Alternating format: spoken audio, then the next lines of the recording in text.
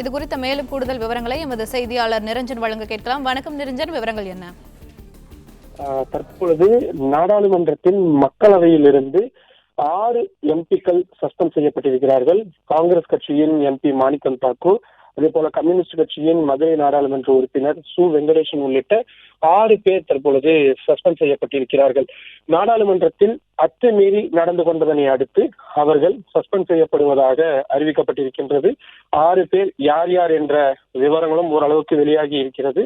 காங்கிரஸ் எம்பிக்களான மாணிக்கம் தாக்கூர், குர்ஜித் சிங் அஜுலியா, அதே போல ராஜா வாரிங் ஆகியோரும் தற்பொழுது சஸ்பெண்ட் செய்யப்பட்டிருக்கிறார்கள். கிரண் ரெட்டியும் சஸ்பெண்ட் செய்யப்பட்டிருக்கிறார்.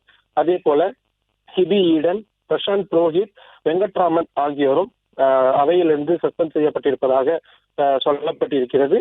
மொத்தம் 6 காங்கிரஸ் எம்பிக்களும் 3 கம்யூனிஸ்ட் எம்பிக்கள் என்று 9 பேர், முதலில் 6 பேர் என்றுதான் சொல்லியிருந்தார்கள்.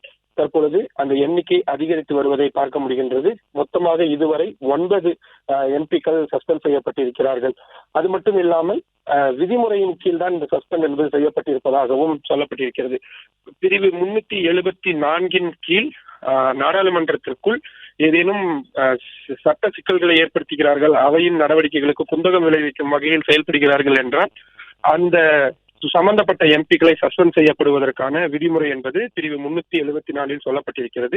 இந்த பிரிவு 374 பயன்படுத்தி நாடாளுமன்ற விவகாரத்துறை அமைச்சர் கிரண் ரிஜிஜு தீர்மானத்தை கொண்டு வந்திருந்தார். அந்த தீர்மானம் என்பது குரல் வாக்கெடுப்பின் மூலமாக ஏற்றுக்கொள்ளப்பட்டதை அடுத்து தற்பொழுது அந்த 9 பேரும் சஸ்பெண்ட் செய்யப்பட்டிருக்கிறார்கள் என்ற விஷயம் தான் வந்திருக்கிறது. இதனுடைய மிக முக்கியமான பின்னணியையும் நாம் பார்க்க வேண்டியதாக இருக்கிறது. மாணிக்கம் தாக்கூர் உள்ளிட்ட எம்பிக்கள் அவைத்தலைவரின் இருக்கைக்கு அருகில் வந்து காகிதங்களை கிழித்து எறிந்து அவர்கள் அமளியில் ஈடுபட்டார்கள்.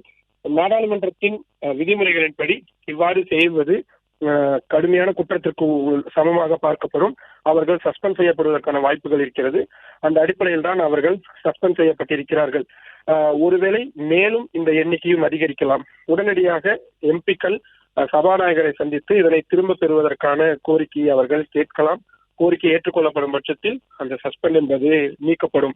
இந்த கூட்டத்தொடர் முழுவதுமே அவர்கள் சஸ்பெண்ட் செய்யப்பட்டிருக்கிறார்கள் என்பதுதான் மிக மிக முக்கியமான விஷயம். நாடாளுமன்றத்தில் குடியரசுத் தலைவர் உரை மீதான தீர்மானத்தின் மீது, அந்த நன்றி தெரிவிக்கும் தீர்மானத்தின் மீதுதான் விவாதம் என்பது நடக்க இருக்கக்கூடிய சூழலில் எதிர்கட்சி உறுப்பினர்கள் சஸ்பெண்ட் செய்யப்பட்டிருப்பதால் இனி வரக்கூடிய நாட்களில் எந்த அளவிற்கு அவை நடக்கும் என்பது கேள்விக்குறியாகி இருக்கிறது. சஸ்பெண்ட் செய்யப்பட்ட எம்பிக்களுக்கு ஆதரவு தெரிவித்து எதிர்கட்சியின் நாடாளுமன்ற உறுப்பினர்கள் தற்பொழுது நாடாளுமன்ற வளாகத்தில் தர்ணா போராட்டத்தில் ஈடுபட்டிருக்கிறார்கள். மிக முக்கியமாக மக்களவை எதிர்கட்சி தலைவர் ராகுல் காந்தி அவர்கள் அந்த தர்ணாவிற்கு முன்னின்று ஆதரவு தெரிவித்து முழக்கங்களையும் எழுப்பி வருகிறார்கள். குறிப்பாக சீன விவகாரம் குறித்தும் அமெரிக்க அதிபர் இந்தியாவுடன் போட்டிருக்கக்கூடிய அந்த ஒப்பந்தம் சம்பந்தமாகவும் பிளே ஸ்டோர் மற்றும் ஆப் ஸ்டோரில் இருந்து பாலிமர் செயலியை QR கோடு மூலம் பதிவிறக்கம் செய்யுங்கள். செய்திகளை உடனுக்குடன் பெறுங்கள்.